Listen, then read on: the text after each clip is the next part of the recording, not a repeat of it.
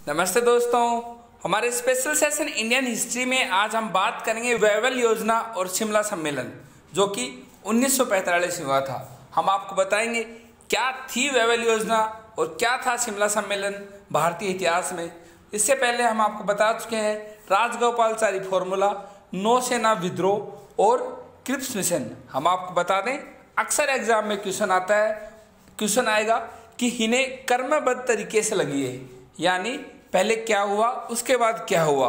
तो पहले Cripps mission आया 1942 में, उसके बाद 1944 में राजगोपालाचारी फॉर्मूला आया, 1945 में वेवल योजना या शिमला सम्मेलन कह सकते हैं, और वहीं 1916 में नौसेना विद्रोह हुआ। हमें सभी आपको बता चुके हैं। हमारे प्लेलिस्ट इंडियन हिस्ट्री या हमारी वीडियो लिस्ट में जाके आप देख सकते हो। ऐसे अक्सर एग्जाम में क्वेश्चन आते हैं। इसके अलावा क्वेश्चन ये तो आते ही हैं कि वेवल सम्मेलन यानी वेवल योजना में ये था या नहीं था, यानी शिमला सम्मेलन में ये था या नहीं था। इस तरह के क्वेश्चन भी आते हैं। तो चलो स्टार्ट करते हैं आज का सेशन। हम आपको बता दें 1945 के पूर्व तक भारत और विदेशों में घटनाक्रम तेजी से बदल रहा था।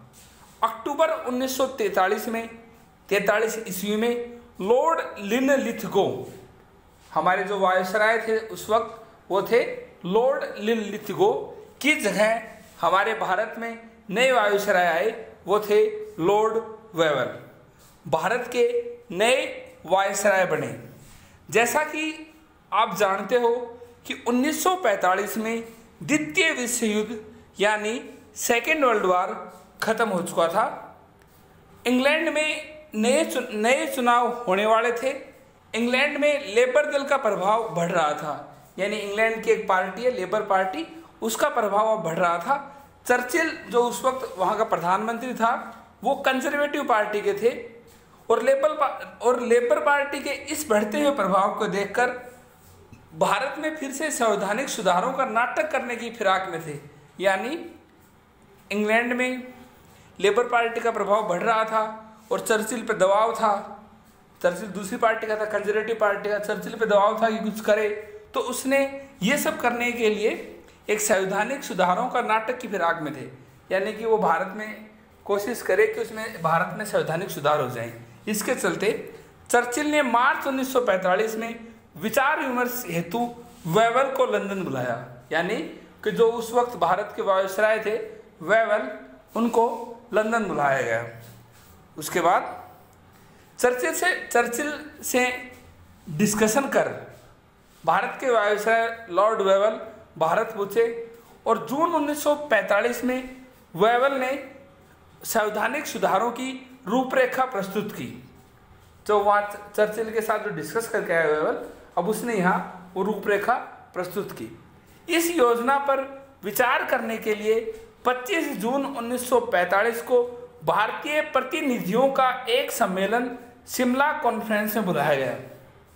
यानी वेवल को चर्चिल ने इंग्लैंड बुलाया, वहाँ पर उन्होंने डिस्कस किया और वहाँ से एक योजना तैयार की उन्होंने, और वो योजना लेकर भारत आया।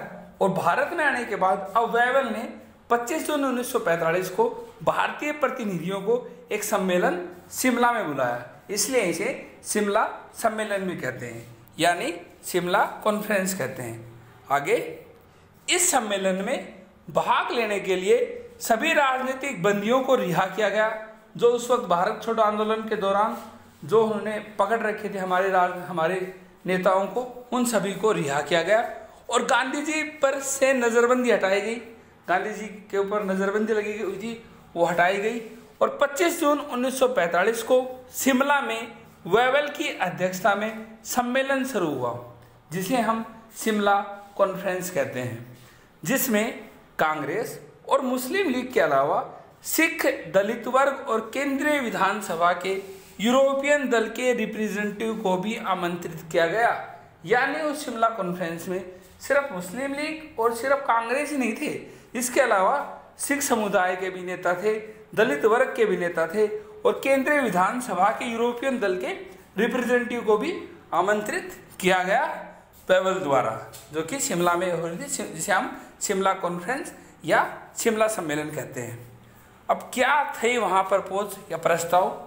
सबसे पहले सांप्रदायिक समस्या का निराकरण किया जाए। वेवल ने कहा हाई कास्ट और मुस्लिम को बराबर प्रतिनिधित्व दिया जाए, यानी जहाँ कहीं भी कोई कुछ कमेटी गठित होगी या कुछ होगा तो उसमें बराबर होंगे, हिंदू और मुस्लिम बराबर होंगे। शूद्र और सिखों को भी प्रतिनिधित्व दिया जाए, उसके अंदर जो शूद्र होंगे और सिख होंगे उनको भी प्रतिनिधित्व दिया जाएगा। इसके अलावा नई परिषद जो बनेगी में वायसराय और प्रधान सेनापति के अलावा सभी भारतीय सदस्य रखे जाएंगे। यानी अब जब नई परिषद बनेगी उसमें जो वायसराय रहेगा वो इंग्लैंड का रहेगा, और जो प्रधान सेनापति यानी जो सेनापति जो सेना का जो मुखिया होगा वो इंग्लैंड का रहेगा। बाकी जो सदस्य होंगे वो सभी भारतीय सदस्य रखे जाएंगे। ये प्रपोजल दिया वेवल ने। आगे सभी विभाग भारतीयों को सौंपे जाएंगे, रक्षा विभाग को छोड़कर। हाँ, इसमें कहा ना कि सेनापति के अलावा सभी भारतीय सदस्य होंगे, तो वो ये कि सभी विभाग भारतीयों को दिए जाएंगे, यानी भारतीय लोगों को सौंपे जाएंगे। सिर्फ रक्षा विभाग होगा वो सिर्फ हमारे पास होगा, यानी ब्रिटेन के पास होगा।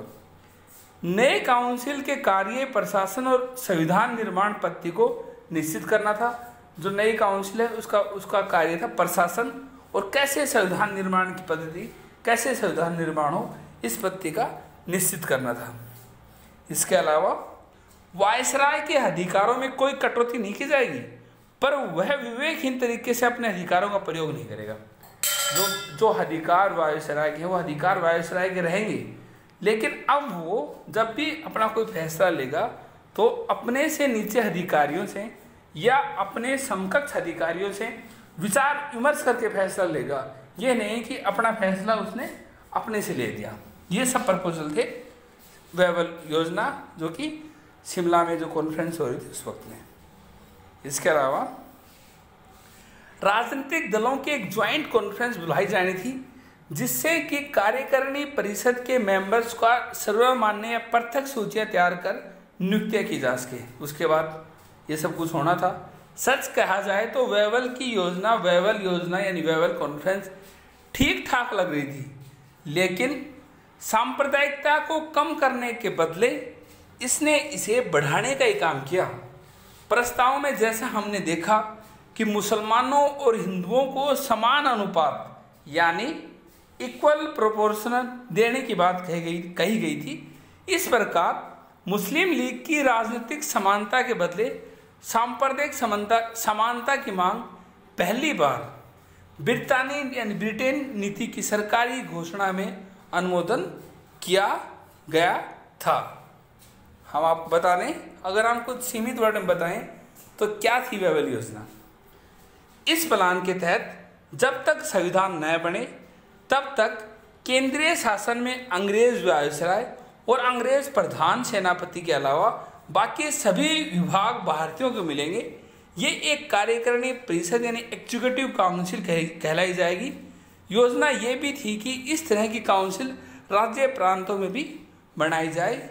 ये थी वेवल प्लान, और जो कि शिमला में हुई, इसलिए शिमला कॉन्फ्रेंस, जो कि 1945 में हुई थी। इससे पहले हुआ था सी राजगोपालाचारी से पहले आया था क्रिप्स मिशन, और क्रिप्स मिशन और सी राजगोपालाचारी के मध्य हुआ था भारत छोड़ो आंदोलन।